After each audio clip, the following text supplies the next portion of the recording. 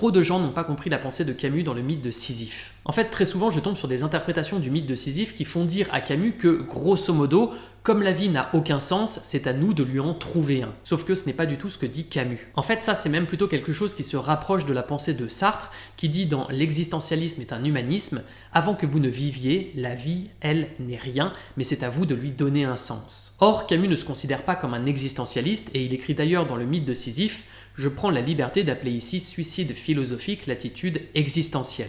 Et pour en revenir plus précisément à ce que je disais, il y a une phrase très claire dans le mythe de Sisyphe au sujet du sens de l'existence, puisque Camus écrit « Il s'agissait précédemment de savoir si la vie devait avoir un sens pour être vécue, il apparaît ici au contraire qu'elle sera d'autant mieux vécue qu'elle n'aura pas de sens. » Donc tout ça pour dire que l'existentialisme de Sartre et l'absurdisme de Camus partagent le constat de l'absurdité de l'existence, mais ils n'y répondent pas de la même façon. Dans la pensée de Camus, ce n'est pas parce que votre existence n'a aucun sens que vous devez forcément lui en donner un pour être heureux. Bon, évidemment, j'ai fait très vite sur ce sujet, mais si ça vous intéresse, j'ai publié il y a quelques mois une vidéo au format long sur YouTube où je reviens justement sur la notion de sens de l'existence chez Sartre et chez Camus.